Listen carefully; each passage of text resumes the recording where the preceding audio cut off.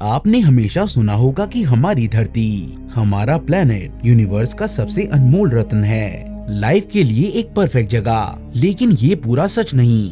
क्या हो अगर मैं आपको बताऊं कि साइंटिस्ट ने एक ऐसी दुनिया खोज ली है जो शायद अर्थ से भी बेहतर है। एक अपग्रेडेड अर्थ, एक अर्थ 2.0, एक सुपर अर्थ जो हमें सोचने पर मजबूर करती है कि शायद ब्रह्मांड का सबसे बेहतरीन प्लेनेट हमारा है ही नहीं। दोस्तों, वेलकम टू रहस्य टीवी स्पेस। आज हम एक ऐसे सफर पर निकलने वाले हैं जो आपकी सोच को हिलाकर रख देगा।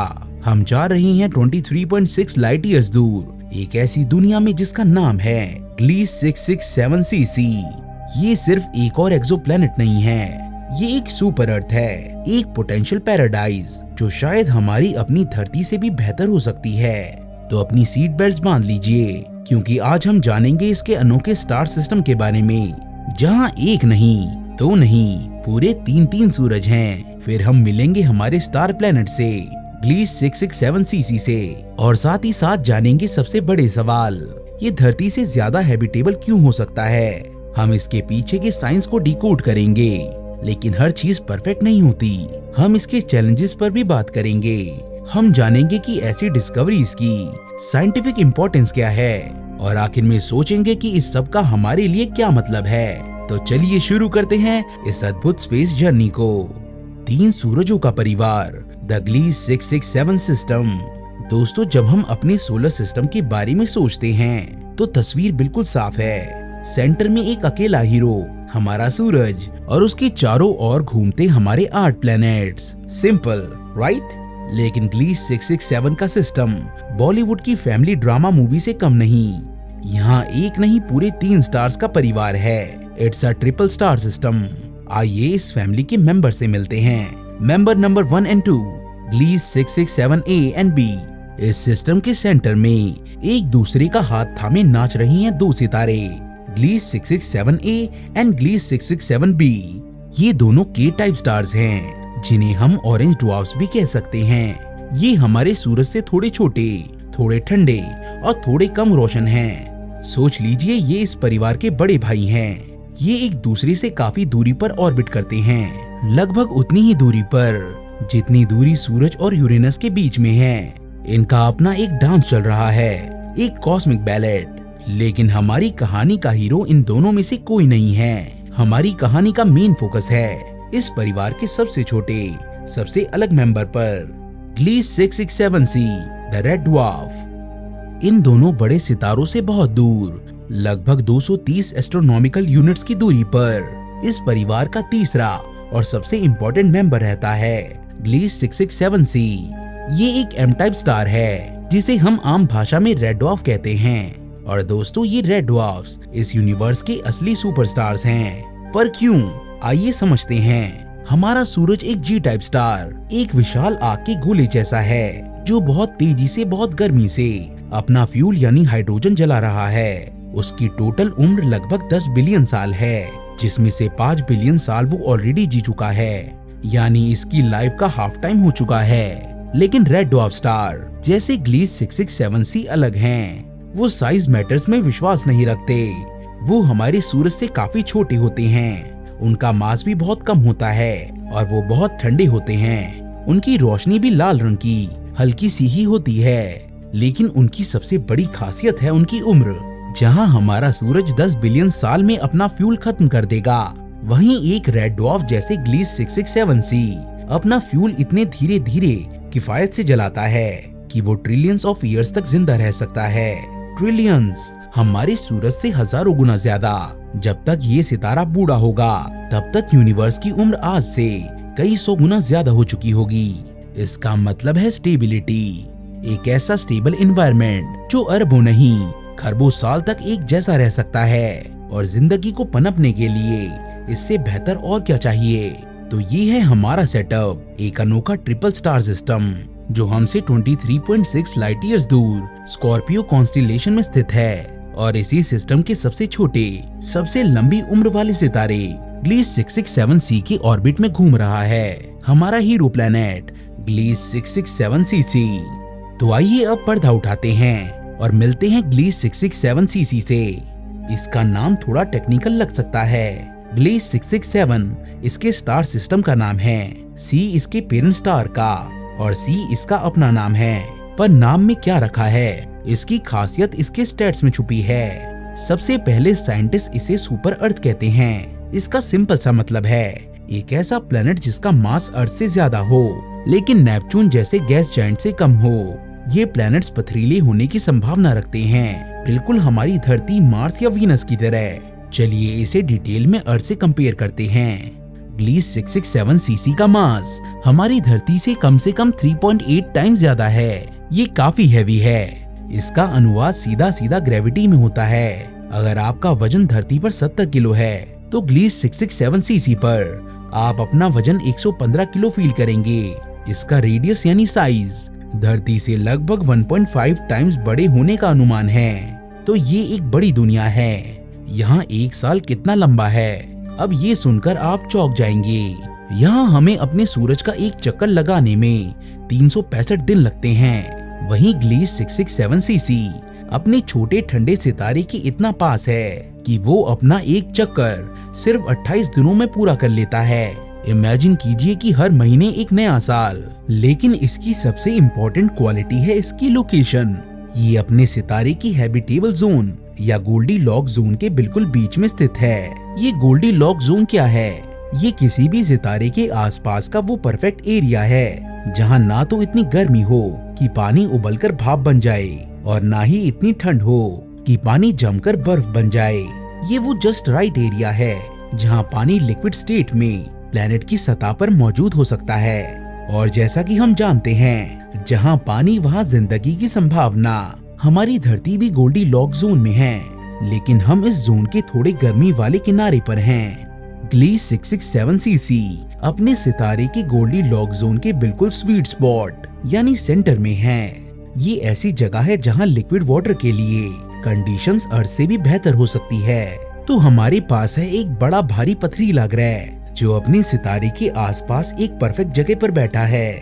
लेकिन ये अर्थ से बेहतर कैसे हो सकता है? आइए अब इसके गहरे राज खोलते हैं। दोस्तों, ये क्लेम करना कि कोई प्लेनेट हमारी अपनी धरती से बेहतर हो, ये बहुत ही बड़ी बात है। लेकिन साइंटिफिक एविडेंस और थ्योरीज इसी तरफ इशारा करती हैं। आइए इसके 4 मुख्य कारणों को एक एक करके समझते हैं। रीजन 1, द एवरलास्टिंग सन।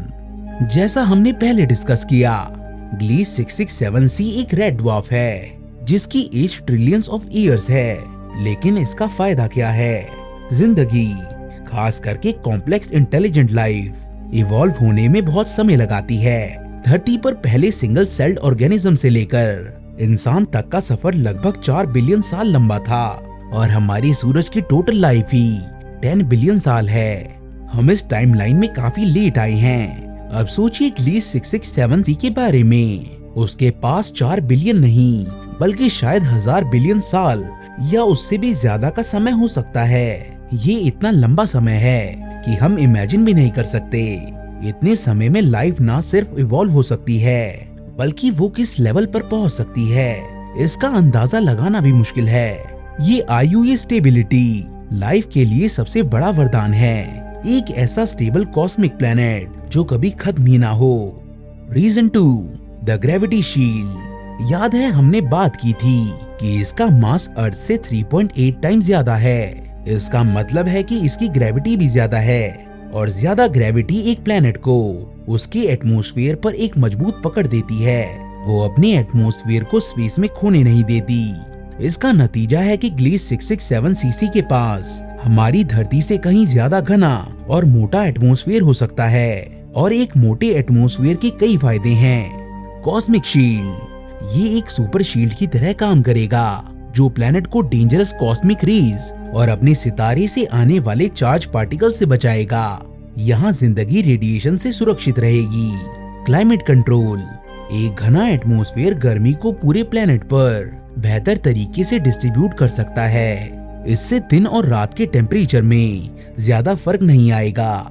मौसम स्थिर और प्लीजेंट रहेगा। एक्सट्रीम्स नहीं होंगे जैसे मार्स पर होते हैं जहां दिन में बहुत गर्मी और रात में टेम्परेचर -100 डिग्री से भी नीचे जाता है। लिक्विड वाटर्स बेस्ट फ्रेंड, ज्यादा एटमॉस्फेरिक प्रेशर पानी को लिक्विड स्टेट में रहने में मदद करता है। पानी आसानी से ना तो उबलेगा और ना ही जमेगा। एक वाइडर टेम्परेचर रेंज में लिक्विड वाटर बना रहेगा। तो ये ज्यादा ग्रेविटी, एक प्रोटेक्टर, एक ब्लैंकेट और एक क्लाइमेट स्टेबलाइजर का काम करती है। Reason 3, photosynthesis on steroids. ये पॉइंट थोड़ा सा टेक्निकल है पर बहुत फैसिनेटिंग है। हमारे सूरज से ज्यादातर रोशनी विजिबल स्पेक्ट्रम में आती है, नीली, हरी, पीली और लाल। हमारे पेड़ पौधे इसी रोशनी के आदी हैं। क्लोरोफिल जो पत्तों को हरा रंग देता है, वो लाल और नीली रोशनी को एब्जॉर्ब करता है और हरे रंग को रिफ्लेक्ट कर देता है। लेकिन ग्लीस 667c एक रेड ड्वार्फ स्टार है जो अपनी ज्यादातर एनर्जी इंफ्रारेड स्पेक्ट्रम में निकालता है। ये ऐसी रोशनी है जिसे हम अपनी आंखों से देख नहीं सकते पर गर्मी के रूप में महसूस कर सकते हैं। तो वहाँ के पौधे क्या करेंगे? वहाँ पर लाइफ अगर इवॉल्व हुई तो वो इस इंफ्रारेड लाइट को यूज करना सीख लेगी। वहाँ के पौधों में क्लोरोफिल नहीं बल्कि कोई और पिगमेंट हो सकता है जो इंफ्रारेड लाइट को एब्जॉर्ब करने में माहिर हो। ऐसा करने के लिए उन्हें ज्यादा से ज्यादा लाइट एब्जॉर्ब करनी होगी। इसका मतलब वहाँ के पेड़ पौधे शायद हरे नहीं बल्कि गहरे लाल, पर्पल या शायद पूरी तरह से काले रंग के होंगे। ब्लैक कलर सारी लाइट को एब्जॉर्ब कर लेता है, इसीलिए ये सबसे एफिशिएंट होता। इमेजिन कीजिए एक ऐसी दुनिया जहाँ के जंगल काले हों। ये ना सिर्फ देखने में एलियन लगेगा बल्कि ये फोटोसिंथेसिस का एक सुपर एफिशिएंट तरीका होगा जो हर अवेलेबल फोटोन को इस्तेमाल करे। Reason 4, the water world paradise. आखिरी पॉइंट है टोपोग्राफी। ज्यादा ग्रेविटी का एक और असर होता है, ये ऊंचे पहाड़ों और गहरी खाइयों को बनने से रोकती है। ग्रेविटी हर चीज को सेंटर की तरफ खींचना चाहती है जिससे प्लेनेट की सतह ज्यादा स्मूथ या समतल हो जाए। इसका मतलब क्या है? हो सकता है ग्लीस 667cc पर माउंट एवरेस्ट जैसे ऊंचे पहाड़ ना हो और ना ही मैरियाना ट्रेंच जैसी गहरी समुद्री खाइयां। वहाँ विशाल लेकिन उथले समुद्र हो सकते हैं जो प्लेनेट के ज्यादातर हिस्से को ढक लेते हैं। और उथले समुद्र लाइफ के लिए एक नर्सरी की तरह होते हैं। सूरज की रोशनी समुद्र की तह तक पहुंच सकती है जिससे वहां वाइब्रेंट अंडर वाटर इकोसिस्टम जैसे हमारी कोरल रीफ्स पनप सकते हैं। एक ऐसी दुनिया जो एक ग्लोबल शैलो ओशन से ढकी हो लाइफ के लिए एक परफेक्ट प्लेग्राउंड हो सकती है। तो एक लंबी उम्र वाला सितारा, एक प्रोटेक्टिव मोटा एटमॉस्फेयर, सुपर एफिशिएंट फोटोसिंथेसिस और लाइफ से भरपूर उथले समुद्र, इन सभी कारणों से ग्लीस 667cc ऑन पेपर अर्थ से भी बेहतर होम हो सकता है। The dark side, challenges and unknowns. दोस्तों, अभी तक की कहानी एक साइंस फिक्शन ड्रीम जैसी लग रही है, लेकिन अब वक्त है रियलिटी चेक का। हर कहानी में एक विलन होता है और ग्लीस 667cc की कहानी में भी कुछ पोटेंशियल विलन्स हैं। हम इस प्लेनेट के बारे में सब कुछ नहीं जानते और जो चैलेंजेस हैं वो काफी सीरियस हैं। Challenge number 1, the tidal lock. Gliese 667cc अपने सितारे के बहुत पास है। इस नजदीकी का एक साइड इफेक्ट होता है जिसे कहते हैं टाइडल लॉकिंग। इसे आसान भाषा में समझते हैं जैसे हमें हमेशा चांद का एक ही चेहरा दिखता है, क्योंकि चांद उतनी ही देर में अपनी दूरी पर घूमता है जितनी देर में वो धरती का एक चक्कर लगाता है। ठीक इसी तरह ग्लीस 667cc भी अपने सितारे से टाइडली लॉक हो सकता है। इसका मतलब है कि प्लेनेट का एक हिस्सा हमेशा अपने सूरज की तरफ रहेगा, वहाँ कभी ना खत्म होने वाला दिन होगा, और दूसरा हिस्सा हमेशा अंधेरे में रहेगा जहाँ कभी ना खत्म होने वाली रात होगी। ये एक बहुत बड़ी समस्या है। जो हिस्सा सूरज की तरफ है वहाँ टेम्परेचर इतना ज्यादा हो सकता है कि सब कुछ जलकर राख हो जाए, और जो हिस्सा अंधेरे में है वहाँ इतनी ठंड हो सकती है कि एटमॉस्फेयर भी जम जाए। तो क्या यहाँ हमारी सारी उम्मीदें खत्म होती हैं? बिल्कुल भी नहीं। इसका एक पोटेंशियल सॉल्यूशन है। जहाँ दिन और रात मिलते हैं वहाँ एक पट्टी होगी जिसे टर्मिनेटर जोन या ट्विलाइट जोन कहते हैं। इस जोन में हमेशा शाम या सुबह जैसा मौसम रहेगा। यहाँ लाइफ के पनपने के लिए टेम्परेचर बिल्कुल परफेक्ट हो सकता है। तो अगर वहाँ लाइफ है तो वो शायद इसी ट्विलाइट जोन में एक अंगूठी की तरह पूरे प्लेनेट पर फैली हुई हो। इसके अलावा अगर एटमॉस्फेयर काफी मोटा है तो वो हवाओं के जरिए गर्मी को डे साइड से नाइट साइड तक ले जाकर पूरे प्लेनेट का टेम्परेचर रेगुलेट कर सकता है। Challenge number 2, the red dwarfs temper tantrums. Red dwarfs खासकर जब वो जवान होते हैं, बहुत गुस्से वाले होते हैं। वो अचानक बहुत पावरफुल स्टेलर फ्लेयर्स फेंकते हैं। ये फ्लेयर्स इतने शक्तिशाली होते हैं कि वो अपने पास के प्लेनेट के एटमॉस्फेयर को छीलकर स्पेस में उड़ा सकते हैं और उसकी सतह को डेडली एक्सरे रेडिएशन से नहला सकते हैं। ये लाइफ के लिए एक डेथ सेंटेंस है। तो क्या ग्लीस 667cc सेफ है? इसका जवाब है शायद। ग्लीस 667c एक पुराना शांत रेड ड्वार्फ लगता है जहाँ फ्लेयर्स अब कम हो गए होंगे। इसके अलावा अगर इसके प्लेनेट के पास धरती की तरह एक मजबूत मैग्नेटिक फील्ड और एक मोटा एटमॉस्फेयर है, तो ये इन फ्लेयर्स के खिलाफ एक डबल लेयर प्रोटेक्शन की तरह काम कर सकता है। लेकिन ये सब अभी सिर्फ थ्योरीज हैं। We haven't actually seen it. ये सबसे बड़ा और सबसे इम्पोर्टेंट पॉइंट है, हमने ग्लीस 667cc को कभी डायरेक्ट देखा ही नहीं। हमारे पास इसकी कोई फोटो नहीं है, तो हमें इसके बारे में पता कैसे चला?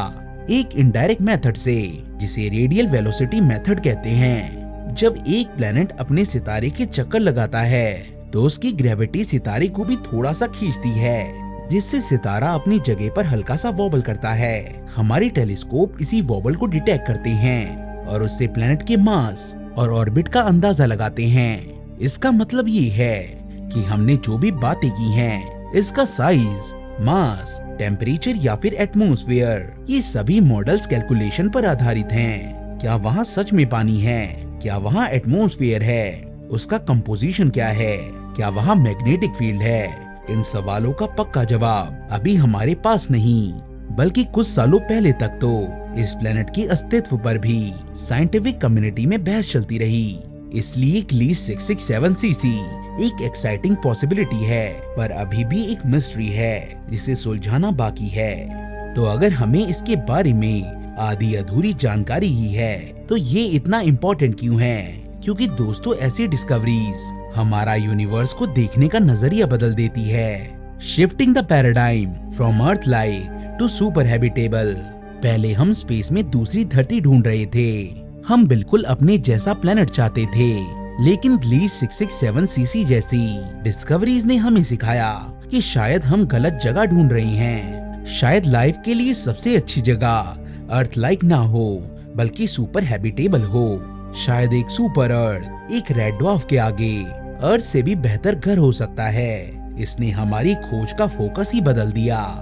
Conclusion and call to action. तो दोस्तों, ये थी कहानी ग्लीस 667cc की। एक सुपर अर्थ जो एक नहीं, दो नहीं, 3 सूरजों के आंगन में एक शांत लंबी उम्र वाले रेड ड्वार्फ का चक्कर लगा रही है। एक ऐसी दुनिया जो शायद हमारी अपनी धरती से भी ज्यादा मेहमान नवाज हो। हाँ बिल्कुल, इसमें चुनौतियाँ हैं, अनिश्चितताएं हैं और अभी भी बहुत से राज हैं जिनका पर्दाफाश होना अभी भी बाकी है। लेकिन ये हम इंसानों की फितरत है। हम अंधेरे में टटोलते हैं, हम अनजान से सवाल करते हैं और हम उन्हीं राजों के पीछे भागते हैं। ग्लीस 667cc हमें याद दिलाता है कि ब्रह्मांड हमारी कल्पना से कहीं ज्यादा अजीब, खूबसूरत और संभावनाओं से भरा हुआ है। हम शायद इस कॉस्मिक समुद्र में अकेले ना हों। शायद दूर किसी काले जंगल में लाल रोशनी के नीचे कोई और कहानी चल रही हो, और इस कहानी का अगला chapter James Webb space telescope जैसे इंस्ट्रूमेंट्स लिखेंगे। हम एक ऐसे युग में जी रहे हैं जहां हम इन सवालों का जवाब शायद से हाँ या ना में बदल सकते हैं। और मेरे दोस्त, ये सबसे एक्साइटिंग बात है। अब मैं आपसे पूछना चाहता हूँ, आपको क्या लगता है, क्या ग्लीस 667cc पर जिंदगी हो सकती है? अगर हाँ, तो वो कैसी दिखती होगी? वहाँ के काले पौधे, वहाँ के उठते समुद्र, वहाँ का हमेशा शाम वाला आसमान। अपनी इमेजिनेशन का इस्तेमाल कीजिए और मुझे नीचे कमेंट्स में जरूर बताइए। अगर आपको इस कॉस्मिक सफर में मजा आया, तो इस वीडियो को लाइक करना मत भूलना। अपने दोस्तों और परिवार के साथ इसे शेयर कीजिए, ताकि वो भी इस अद्भुत दुनिया के बारे में जान सकें और आगे भी ऐसे ही रोचक स्पेस एक्सप्लोरेशन पर जाने के लिए हमारे चैनल रहस्य टीवी स्पेस को सब्सक्राइब जरूर करें और बेल आइकन दबा दें। मैं आपसे मिलूंगा अगले वीडियो में एक नए रहस्य, एक नई दुनिया के साथ। तब तक के लिए keep looking up. I'll see you in the next one.